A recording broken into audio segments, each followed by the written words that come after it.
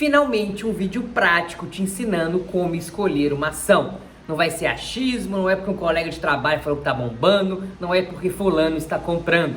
Vão ser fundamentos, vão ser números, para que você aprenda na prática e faça boas escolhas na hora de investir o seu suado dinheirinho. E neste vídeo eu vou revelar os 5 indicadores que eu uso para poder escolher as empresas que eu vou investir. Esses 5 indicadores vão te dar um excelente norte para decidir em qual empresa investir o seu dinheiro.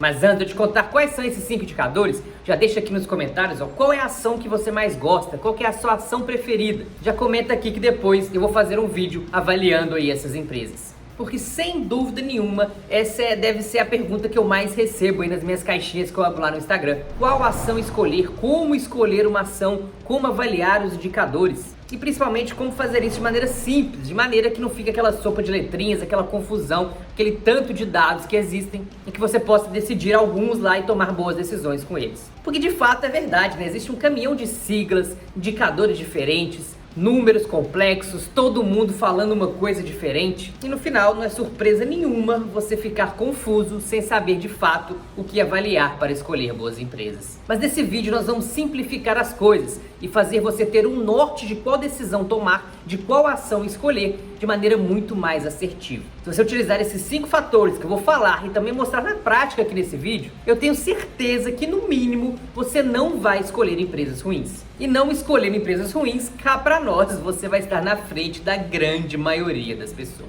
Porque a maioria compra porque o preço subiu, ou porque o preço caiu, ou porque um colega de trabalho aí falou que a ação tá bombando, ou porque aí alguém, alguma rede social, alguém recomendou que tal ação vai bombar e etc. No fundo, as pessoas não sabem o que estão fazendo, não sabem por que compram nem por que vendem uma ação. Resultado é que além de ficar ansiosas, perdidas, gastarem um tempo e uma energia danada com essa ação, elas ainda acabam saindo no prejuízo. E vale fazer a ressalva, vale fazer o disclaimer, que aqui nesse vídeo não é recomendação nenhuma de investimento. É apenas um norte para você tomar uma boa decisão na hora de escolher em qual ação investir o seu dinheiro. Então vamos lá, vamos na prática. Vamos mostrar aqui na prática quais são esses 5 fatores, 5 parâmetros que você tem que utilizar e como fazer para analisá-los na prática. Eu vou dar um exemplo aqui de algumas empresas e lembrando mais uma vez que não é recomendação nenhuma de empresa. É apenas um exemplo de forma didática que você deve usar para poder se guiar, para ter um norte na hora de escolher a empresa que você vai investir. Então aqui eu tô aqui no site que é gratuito, que chama fundamentei.com. Você vai precisar apenas fazer um cadastro rápido aqui, mas é um site gratuito, você não precisa pagar nada. Então aqui nesse site você vai pesquisar a empresa que você quer analisar. Eu vou colocar aqui como exemplo, tá? Até pesquisei, eu coloquei aqui, ó, a WEG, que é uma empresa que todo mundo acho que conhece, todo mundo é uma das queridinhas aí, e vai ser um exemplo aqui que a gente pode utilizar na hora de investir, na hora de avaliar qual é a empresa, quais os fundamentos que a gente vai saber se a empresa é boa ou não. Então o primeiro fator que eu utilizo é aqui, ó, patrimônio líquido e a receita líquida, que eu olho em conjunto porque depender da empresa, né, você vai ter que analisar um ou outro. Mas de maneira geral, se você olhar o conjunto, eles devem estar bem alinhados.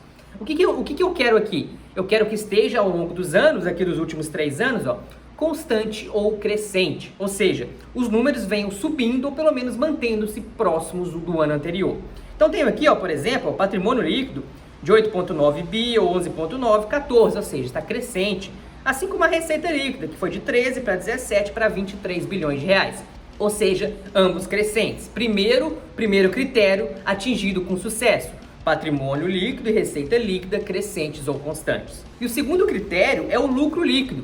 Ou seja, eu tenho que ter o lucro líquido também o quê? Crescente ou constante. Eu tenho aqui, ó, 1,6 bi, 2,3 bi, 3,6 bi ao longo dos últimos 3 anos. Ou seja, eu tenho um lucro líquido o quê? Crescente. Então, positivo. O terceiro é a margem líquida. O que é a margem líquida, né? É a diferença entre a receita líquida, todos os custos que tiveram ali e o lucro, só que em percentual, né? Quanto da receita virou lucro em percentual? Eu tenho a margem líquida aqui. E o ideal para as empresas, uma regra aí geral que eu poderia dizer, seria uma margem líquida acima de 15%. Dessa forma, seria um padrão que você pode utilizar. Porém, vão existir exceções, vão existir empresas que vão ter uma margem mais baixa pelo setor que ela atua, pelo segmento que ela atua.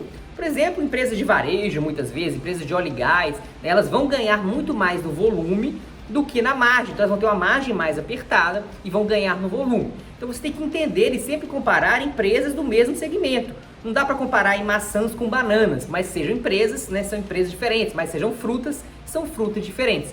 Então você tem que avaliar sempre na comparação, né, empresas do mesmo segmento. Então, margem líquida acima de 15% é uma faixa que você pode usar de maneira geral, lembrando que tem as ressalvas aí de alguns segmentos, beleza? Então a margem seria o nosso terceiro parâmetro que é para utilizar.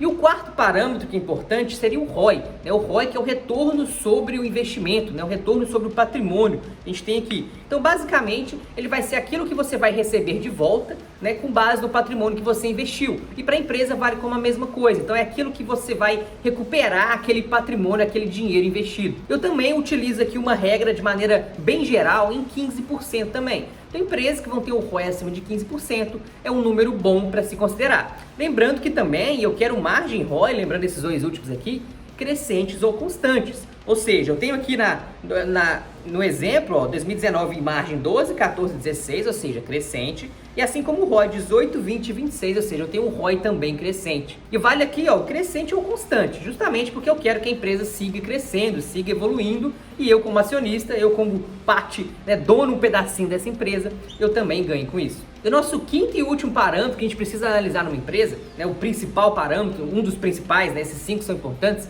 é a dívida líquida sobre EBITDA. Então eu tenho aqui, ó, dívida líquida sobre EBITDA. O que é isso?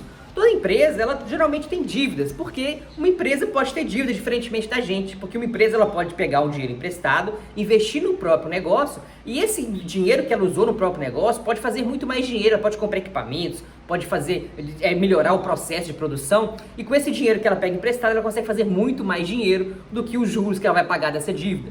Então, por vezes, muitas vezes, as empresas sim se endividam, isso é natural e totalmente normal. Agora, o importante é que essa dívida esteja sob controle, ou seja, que ela não fique muito longe daquilo que ela consiga pagar. Esse parâmetro, dívida líquida sobre EBITDA, é exatamente isso, porque o EBITDA, né, é o que a empresa consegue fazer de dinheiro a grosso modo. Ou seja, se ela não tiver uma dívida muito grande em termos do que ela consegue fazer de dinheiro, significa que ela talvez não consiga pagar essa dívida. Então ela precisa de ter um EBITDA, ou seja, que ela faz de dinheiro com seus negócios operacionais, com a sua operação, né, seja capaz de pagar essa dívida. Então, se eu tenho uma relação dívida sobre EBITDA muito alta, significa que a dívida ela está muito alta frente ao que a empresa consegue produzir. Então, não seria tão bom. Ou seja, quanto menor esse indicador dívida líquida sobre EBITDA, mais saudável está a empresa financeiramente. E você não quer ser sócio de empresas que estejam não saudáveis, né, que estejam muito endividadas. Então, nesse parâmetro aqui, dívida líquida sobre EBITDA, quanto menor, melhor. A gente pode até olhar aqui, ó. A VEG, nesse caso, esse exemplo que eu estou dando aqui, tem 1,7 bi de dívida, mas tem um caixa de 3,2 bi, ou seja, ela poderia pagar essa dívida quando quisesse, mas simplesmente mantém a dívida porque para ela é interessante manter a dívida. E a gente rapidamente consegue ver aqui, né, que olhando esses 5 indicadores, nesse exemplo da VEG, a gente vê que ela passa no todos os 5, de maneira que ela tem patrimônio líquido e receita líquida crescentes ou constantes, assim como lucro, margem e ROI também crescentes e constantes, e tem uma dívida líquida sobre EBITDA aí abaixo de 3 e a 0, então, que é melhor ainda. Então, ó, com 2 minutos aqui, você consegue fazer uma avaliação de uma empresa e decidir se ela é boa ou ruim. E claro, você vai comparar com os pares, né, comparar com as outras empresas, do segmento, para poder decidir em qual empresa você vai investir. Afinal de contas, né, o seu dinheiro é finito, assim como o meu dinheiro é finito, a gente não consegue investir em tudo. Então a gente vai avaliar dentro do mesmo segmento, comparar as empresas entre si e investir em uma ou duas, aquelas que você avaliar que fazem mais sentido, que são empresas melhores. Dando um outro exemplo aqui de uma empresa famosa aí por não ser tão boa assim, seria a OIBR, por exemplo. Olha aqui, se eu olhar os mesmos dados da OIBR, por exemplo, a gente pode ver o seguinte, olha, patrimônio líquido, né, simplesmente caindo e virando até negativo, né? Uma receita líquida também ali meio esquisita. Agora, lucro, margem, ROI, olha aqui, né? O lucro, só prejuízo, negativo. Margem, não vai ter margem, é um P de prejuízo aqui, porque tem prejuízo, né? Então não vai ter margem. E ROI também prejuízo, né? E uma dívida, ó, assustadoramente grande, uma dívida gigantesca. Então só de bater o olho aqui você sabe que não é uma empresa que faz sentido, pelo menos na minha opinião aqui, né? Não é recomendação nenhuma de você investir. Justamente porque ela não passa aí dos parâmetros que a gente estabeleceu mais cedo. Vou dar uma olhada aqui em outra empresa que as pessoas gostam, que é a Taesa, né? A Taesa. Então vamos olhar aqui rapidamente, ó, eu tenho patrimônio líquido crescente ou constante, Receita líquida também crescente ou constante, um lucro líquido também crescente ou constante, margem ROI acima de 15% e uma dívida líquida equilibrada. Então, rapidamente eu consigo ver que a Taesa passa aí nesses critérios que eu acabei de contar aqui. Agora, então eu vou investir na Taesa? Não necessariamente. Você pode olhar também Engie, pode olhar Energias do Brasil, pode olhar a Eletrobras, pode comparar entre essas empresas e ver aquela empresa que faz mais sentido para você investir o seu dinheiro, porque, novamente, o seu dinheiro é finito, né? Você não tem condições de investir em tudo. Mas, utilizando esses 5 critérios aqui, é uma maneira muito simples e muito direta e muito assertiva, inclusive, de você fazer boas escolhas na hora de investir nas ações, na hora de investir nas empresas da bolsa. Ah, André, mas e o payout aí, o pagamento de dividendos? Você não falou dele. Eu não falei dele porque, de fato, ele não é algo que é muito importante, que você diga que eu falo assim, nossa, isso aqui é importante para tomar uma decisão. Não, porque assim, da mesma forma que a gente pensa assim com as nossas finanças, bom, é preferível eu reinvestir o dinheiro, eu investir o dinheiro do que eu gastar, certo? Isso é meio que óbvio na educação financeira, você investindo você vai ganhar muito mais que você gastando. Agora, numa empresa, por que a gente acha que a empresa pagando dividendos, ou seja, gastando esse dinheiro, pagando os dividendos, vai ser melhor do que ela simplesmente reinvestir no próprio negócio, né? Não faz tanto sentido assim. Então, como acionista, né, eu quero que a empresa, muitas vezes, reinvista o dinheiro, porque ela vai reinvestir melhor do que eu. Então, pagar mais ou menos dividendos não necessariamente quer dizer que a empresa é melhor ou pior. Claro que vai depender também do que você quer, né? Se você tiver uma carteira para viver de renda, se você já estiver usufruindo aí, tiver um patrimônio muito grande, já extraindo esses rendimentos dos seus investimentos para custear o seu custo de vida, claro, se já tiver um patrimônio elevado, aí sim você pode optar por empresas mais consolidadas, que já vão distribuir muito dividendo, porque não tem muito para onde crescer, não tem como investir. Mas aí é no caso que você já tem o patrimônio lá para frente, né?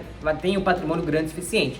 Se você está construindo o seu patrimônio ainda, né, e não está vivendo de renda ainda, com a renda dos seus investimentos, não é muito interessante, né, é muito importante você avaliar dividendos neste momento. Você precisa que o seu patrimônio cresça bastante para que no futuro, sim, você possa talvez fazer alguma migração, aí, mudar um pouquinho essa carteira, adaptar um pouco a sua carteira para de fato receber e gastar esse dinheiro que você recebe dos dividendos. Mas por enquanto, na fase de acumulação de patrimônio, você precisa reinvestir tudo. E talvez, muitas vezes, as empresas reinvestindo o próprio dinheiro e pagando menos dividendos vai ser melhor para você, acionista, do que de fato você receber esse dinheiro e reinvestir. Ah, agora eu entendi! Outra coisa interessante é o seguinte, né? É muito mais fácil empresas boas continuarem boas do que empresas ruins ficarem boas. Então, se você escolher dentro da sua carteira blindada, né, dentro da sua parte de ações da sua carteira, escolher, sei lá, 5, 10, 15 empresas boas que passam nesses critérios que eu falei aqui, é muito provável que dali a 2, 3, 5, 10, 15 anos, essas empresas estejam muito maiores e muito melhores,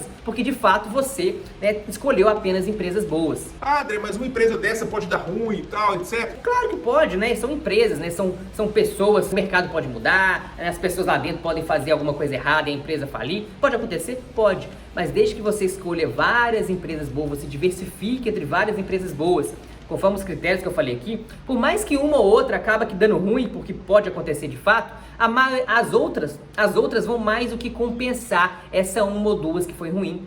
Então, de maneira geral, você consegue fazer boas escolhas na média e ter ganhos assertivos no longo prazo. E mais, sem importar com curto prazo, ou seja, sem importar com variação de preço. Alguma hora aqui eu falei de preço de uma ação, falei aqui algum parâmetro que considera preço.